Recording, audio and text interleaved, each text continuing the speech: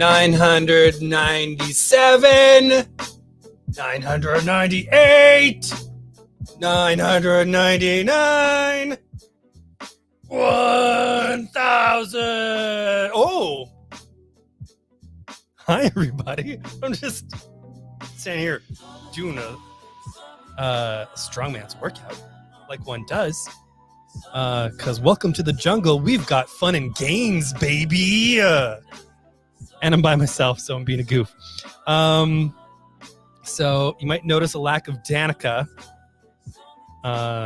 She woke up this morning when cat stuff happened yonder in the house, moving to acknowledge said cat stuff that had happened in the house. And couldn't really move that well. So she's taking some recovery time so that she's not on the podcast being like, hi, we have great content for you today. Trying to look down at the... Anyways. So she is recovering. And I'm being a big goof. So, thank you for being here. Hi, everybody. Yes, that was one of our cats. I think it was Jim. I'm pretty sure it was Jim.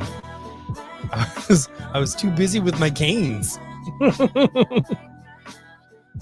Yeah, it's no fun. No fun at all. So yeah, you are stuck with me, Brandon.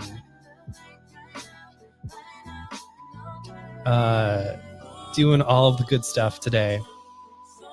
We've got a decent stack. As we have commented on the feed for this, if you have any questions about things that are going on in the industry right now, feel free to ask them. And yeah, we can go from there. But until then, got stack to go through. Got workout to get back to. So strong, so manly. Yeah, good times. Hey, Jules. And do. Yeah, we're all pulling for Danica. So.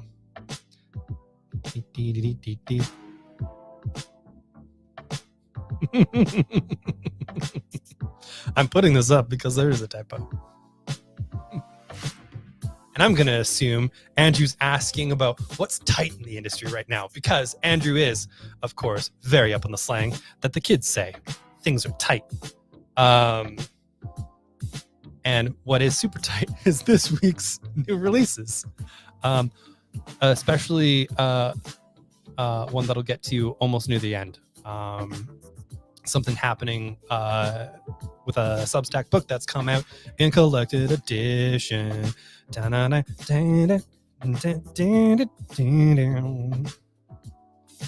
a lot of well wishes.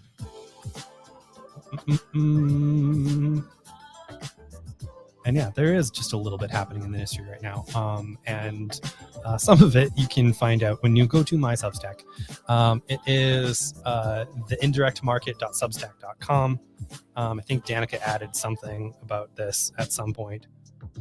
Maybe. Oh, and banners. Banners. Not on mine, though. That's okay. Oh, I remember when I did this. When Danica would have to leave. It was good times. Silly. Anyways, I do want to actually...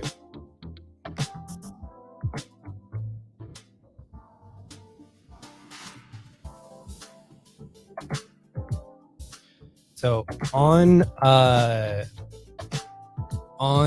Instagram right now, one of our customers is partaking in the Bad Idea Weekly Challenge. And this week, the Bad Idea folks are using it to help out some fine folks who are part of the Bad Idea program who've been broken into 3 times this past month and are on hard times. They have a GoFundMe happening to kind of get through everything that's happening. And Bad Idea is offering points for the people So for folks who are participating in this fan cup, the reward for which is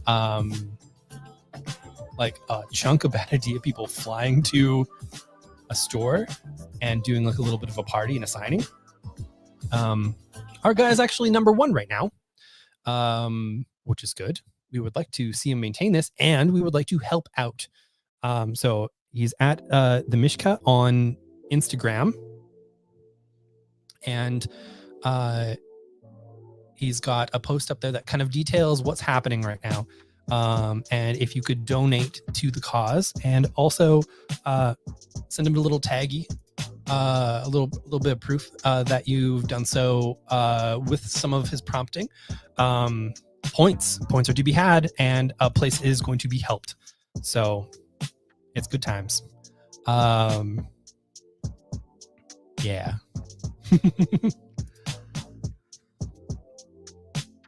All right, let's get to Stacky. I'm gonna pull up some stuffs here.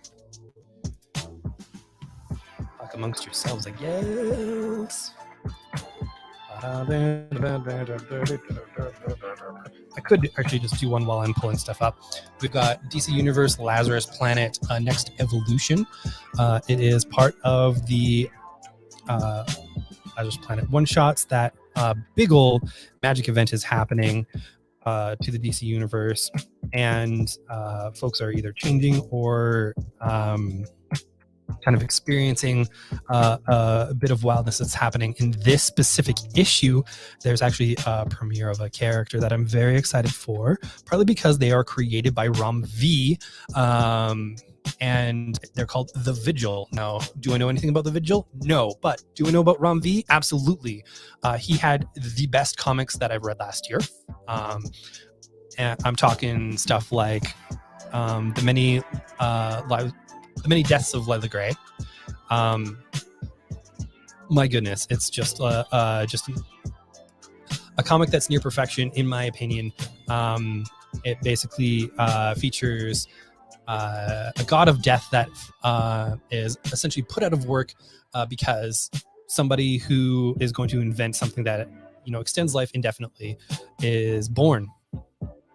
And it's 5 issues of sort of this beautiful magical realism of death, living as a human, trying to grapple with her own mortality and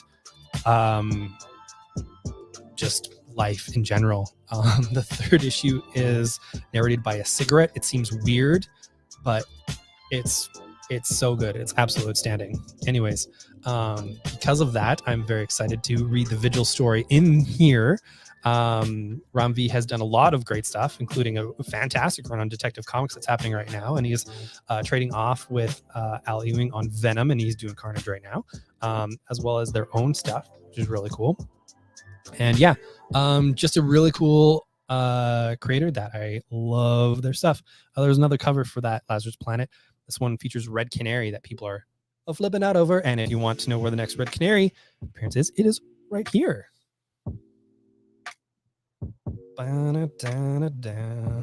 Yes.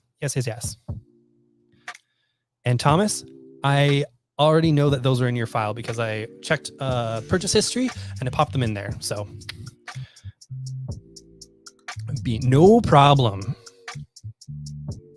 So we have Harrower from Boom Studios, Justin Jordan and Bram Revel. I already opened that. I opened it again. There's nothing to fear in the quaint town of Harrow. There's nothing to fear in the quaint town of Harrow, New York, except that is for the Harrower. The children wish this boogeyman was just an urban legend, but the purveyor of puritanical vengeance against the unrighteous is very real. And there's no escape because the Harrower seems to be unkillable and spans generations, always returning. What secrets will Alice Young, a teenage girl obsessed with the Harrower, uncover? And will she be able to escape the pull of her morbid fixation? This deconstruction of the slasher genre is a fresh and terrifying, grounded take that is perfect for fans of Bone Orchard Chronicles, and The Closet. It just says Bone Orchard here. That's not what that is. Bone Orchard. Sitting around in a orchard of bones. Like men do.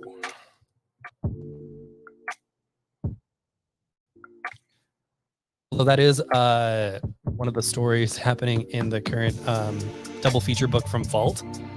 I forget what the actual story is called, but it's basically the story about how bones are like appearing in objects around, and they're all being pulled from like this cemetery, and it's super weird and creepy.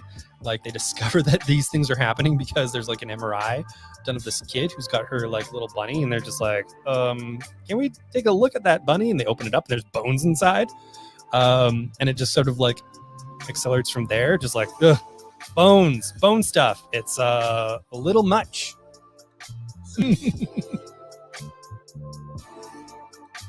No bones day here at Variant Edition. All right, we've got Monarch #1 from Rodney Barnes and Alex Linz. You might know Rodney Barnes from Philadelphia. You might know him as one of the writers on the Runaways TV show. I like that boy. And he and his partner that did Philadelphia did Blackula graphic novel, which is really cool. Yeah, hoping to get that back in stock soon. All right, a new tale of terror and high-stakes science fiction hits close to home. Growing up in the city of Compton is tough enough as it is, but Trayvon has learned all too well. Growing up as an orphan in the city of Compton with gang members hunting you down every day is even tougher. But all of that's about to change, because today is the day that the aliens make first contact with Earth, and it only spells doom for life as we know it. Death, devastation, and mayhem. Can a single teenage boy rise to the challenge and protect his surrogate family and friends, or die trying? From Rodney Barnes, the Star Comics writer behind the Eisner Award-winning series Philadelphia, and the writer and executive producer of HBO's Winning Time, which I haven't seen, and up-and-coming Marvel artist Alex Linz come together for a tale of love, triumph, disaster, and defeat. Put a little extra relish on defeat for some reason. I don't think that's and defeat. Wow, so good for me. Very nice.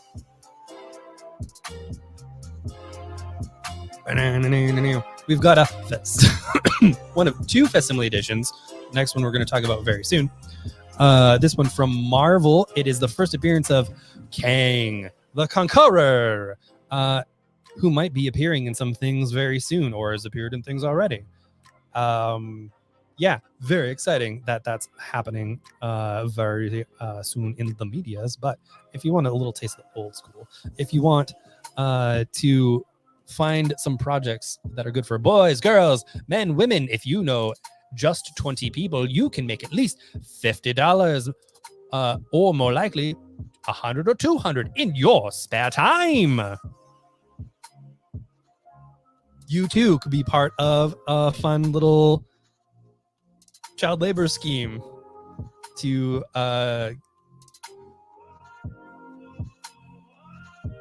do catalog stuff, sell Christmas cards,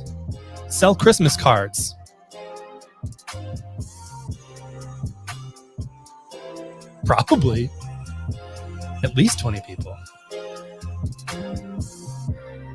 All right, we have the return of Static. This is essentially the second season of the new Static series from DC Comics. It has the returning creators Vita Aliella and Nicholas Draper-Ivy returning to Virgil to do some new superhero stuffs.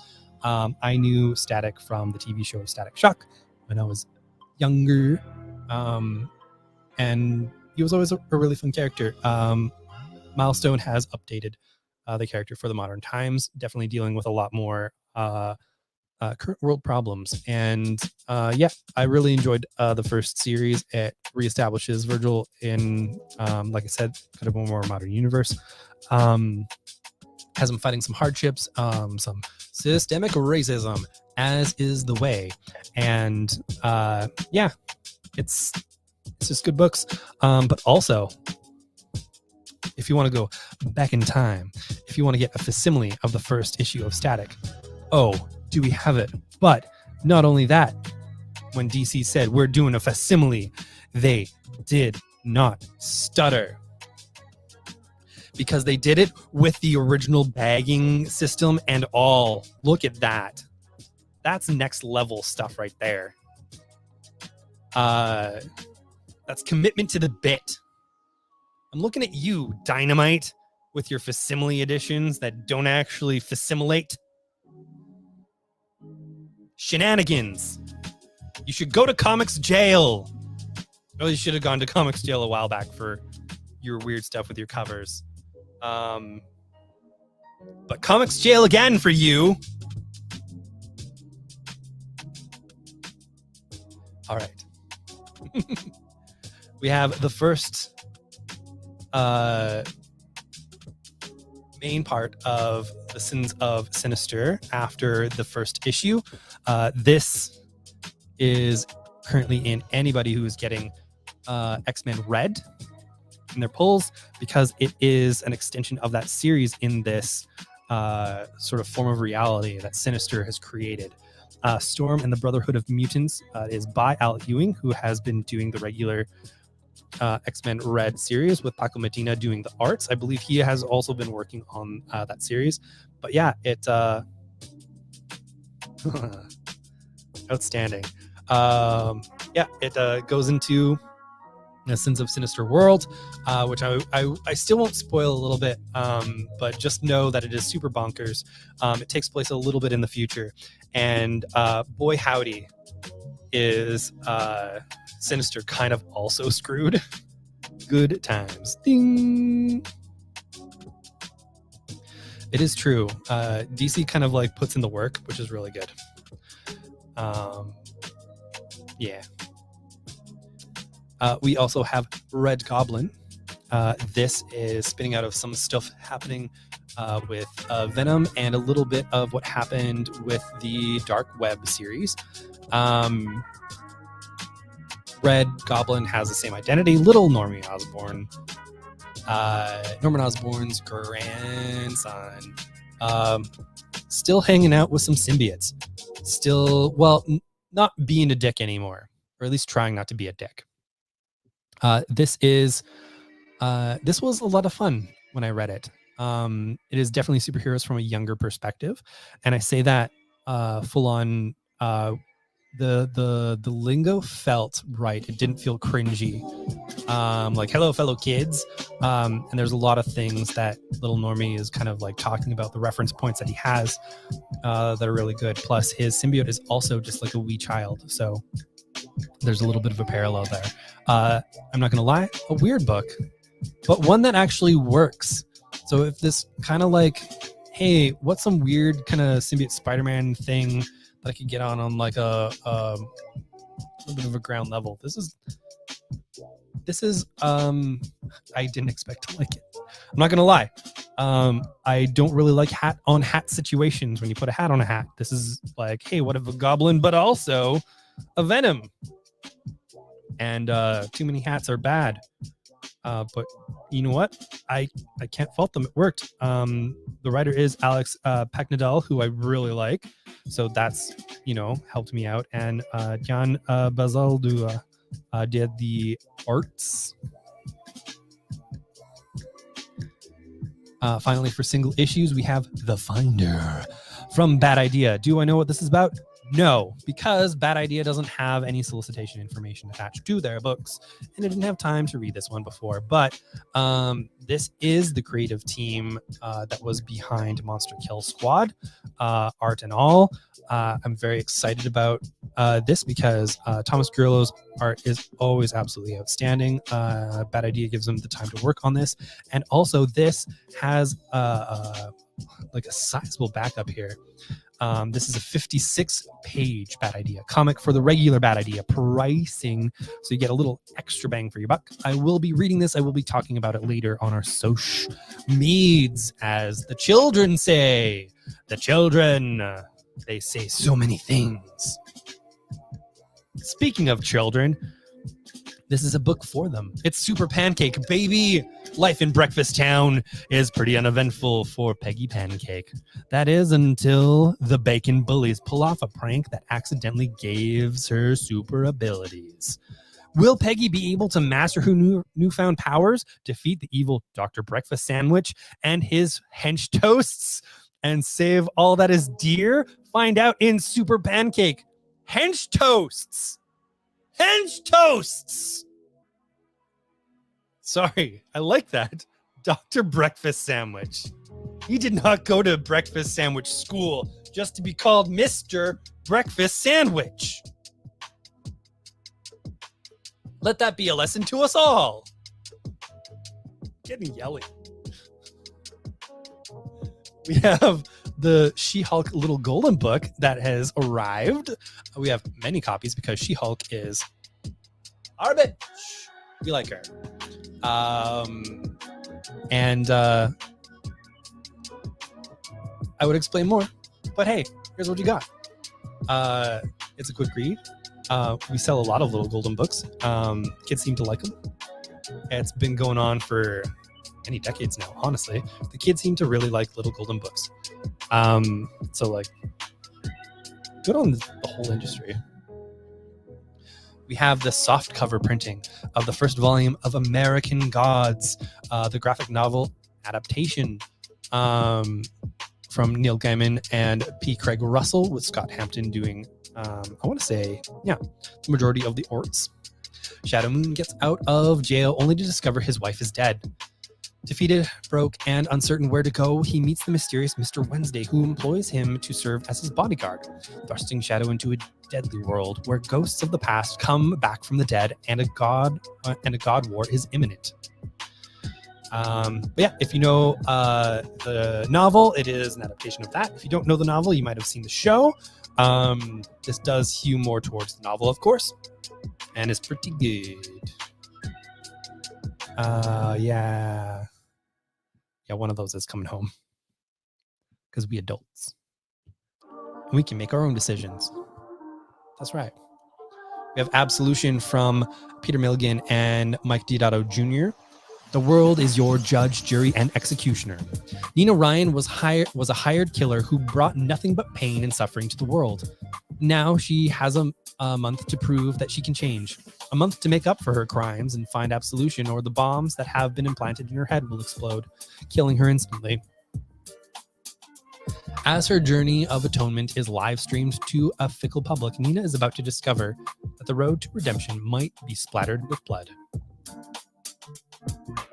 Ooh, it's got a pull quote from The Beat on the back. I must let them know. They do like it when that happens. And yeah, Multiversity says it's a new take on the Hunger Games / the Running Man / Battle Royale for a live streaming age. Yeah, that works for me. That's a good pitch. We've got Over the Ropes, which I'm very excited for. I'm always excited for new wrestling comics. Welcome to Volume 2 of Over the Ropes, the 1990s pro wrestling series. Get out of here. There was a Volume 1? How did I miss that? Oh, well. Boo. We're going to have to figure that out. Anyways. The 1990s pro wrestling series. Oh, it happened in the 90s. That's why. This makes more sense to me now. We're going to need to figure out how to get the first volume. If you're just going to do Volume 2. Mad Cave. I'm going to have to look this up now. Big sillies. SFW's hit TV show Explode takes the wrestling world by storm with his champion Phoenix scoring big ratings while his girlfriend Courtney learns the ropes as a new wrestler Scorch.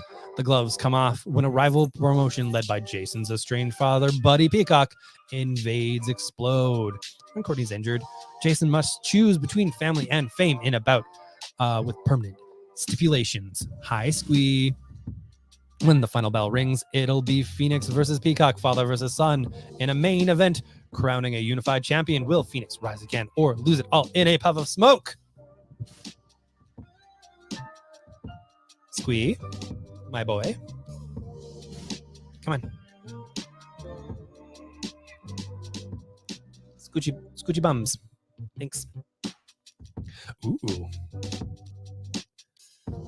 We have the first volume of Justice Warriors, collaboration between Matt Bors and Ben Clarkson. You might know Matt Bors as the dude what runs the Nib, which is a political cartoon magazine that I absolutely adore. He is also the dude that did the cartoon of people being like, oh, we should improve society somewhat. And the dude from The Well just being like, and yet you partake in society. Interesting. He's that dude. I love that dude.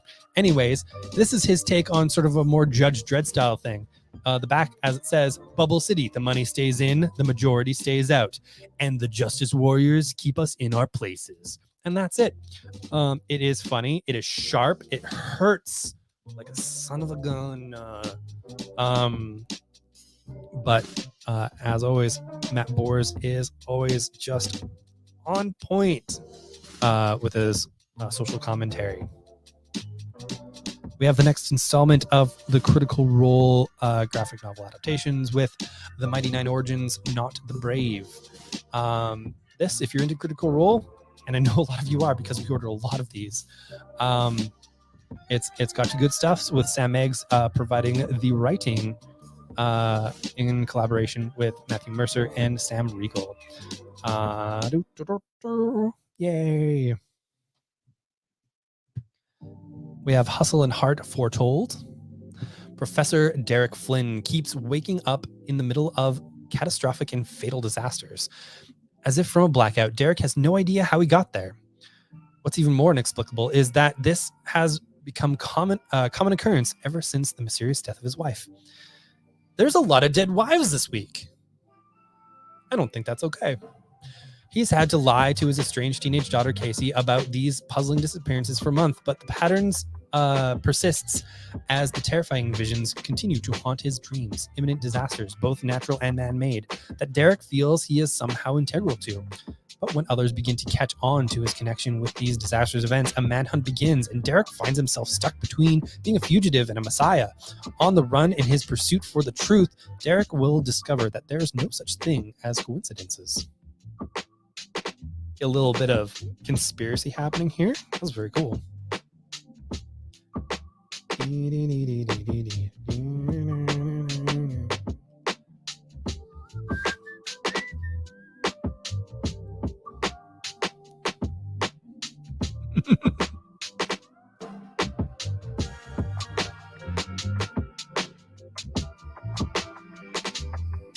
You just got a raise.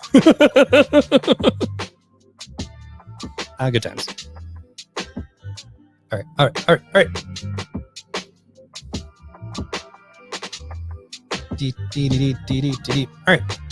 This is the one that I was alluding to earlier when I was talking about a Substack thing going into collected edition. We've got Love Everlasting finally in thick boy print, which I believe is the technical term. This thick boy is filled with 5 issues of the comic. The creators just put out the 8th issue on Substack, and it is the last one that they're putting out on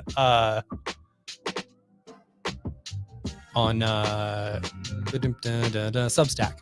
They're wrapping up the Substack run, but the series is going to continue. Basically, it was a lot of work to feel like they're contributing a lot to the Substack in a way that people were getting substance out of. I know. I'm sorry. We need a rude boy button. I'm by myself. I'm doing my best. All right. Joan Peterson discovers that she is trapped in an endless, terrifying cycle of, quotes, romance, a problem to be solved, a man to marry. And every time she falls in love, she's torn from her world and thrust into another tear-soaked tale. Her bloody journey to freedom and revelation starts in this breathtaking, groundbreaking collected edition. From superstar creators Tom King and Elsa Chetier comes the first volume in this thrilling epic in the tradition of Sandman and Saga. I would say not like those things. I get what they're saying. They're trying to go for that sort of like mythology feel, the big kind of storytelling, and this does bring that. But if you're looking for those specific flavors that they have, no, I would say this is more of sort of like a it's a romance story with like tinges of horror to it. And another couple dabs of sci-fi. Absolutely, completely well done. Really enjoy this book, and I'm very happy that a lot of people are going to end up getting it in their hands.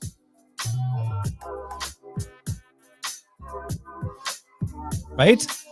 I understand what they're trying to do, but like, no, wrong, and no. We have Marry Me a Little. Marry Me a Little recounts Rob Kirby's experience of tying the knot with his longtime partner John, just after Minnesota legalized same-sex marriage in 2013, 2 years before the Supreme Court decision of I've heard this so many times, and I can never say it properly when I read it. Obergefell and Hodges versus Hodges made same-sex marriage the law of the land. This is a personal journey about Rob's commitment to John and his ambivalence, brackets, if not antipathy towards marriage, set against the backdrop shifting attitudes towards LGBTQ plus rights. With humor and candor, Rob relates how they navigated this changing landscape while planning and celebrating their wedding, and how the LGBTQ plus community now faces the very real possibility of losing recently won rights. Heartwarming and honest, Marry Me a Little is a wonderfully illustrated celebration of a romantic partnership and a distinctive account of a historic moment in the fight for LGBTQ plus rights. And finally, we've got a big boy book. It's bigger than my head. Is the approximate sizing of this. It is, they don't call it a treasury edition. I forget what they call it, but Marvel's been putting out these larger reader editions.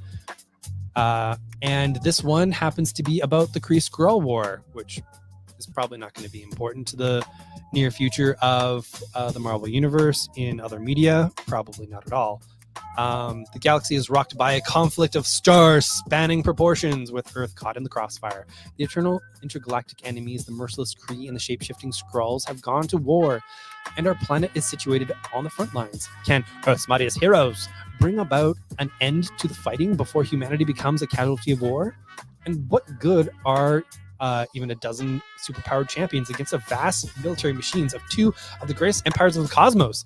The key to victory lies with the expatriate Kree, Captain Marvel, and his human host, honorary Avenger Rick Jones. All right. That's all the books that we have this week. So it's that magic time, that sweet, sweet time, where we go and grab our magic mirror and look out.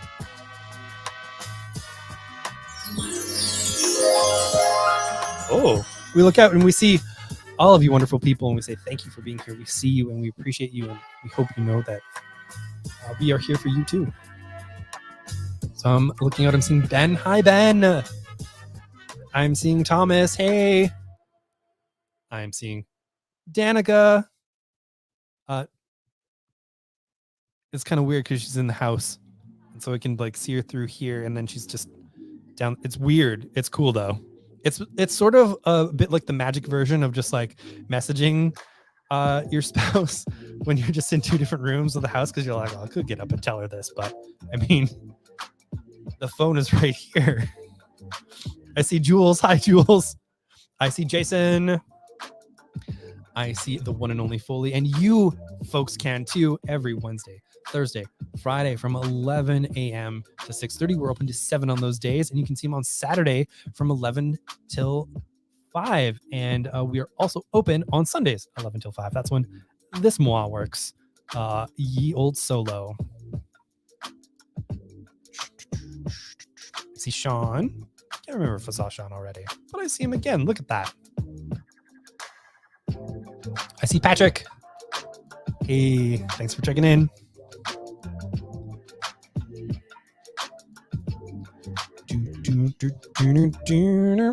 Alrighty. And that is everybody. Thank you all for hanging out here. We very much appreciate it. We're going to get to reading some stuff. I'm going to get the finder inside my brain real quick, so I can tell you fine folks about, again, I believe as the kids say, what's cracking. Some more good wishes to Danica. I send good wishes too. Hope she knows that. I hope she heard me. She probably did. It's very unnecessary, which is most of what I do. All right, I'm gonna get back to my capital gains. Oh, just keep working out, getting some points. Hope you all had a good time. We'll see you again soon. Bye.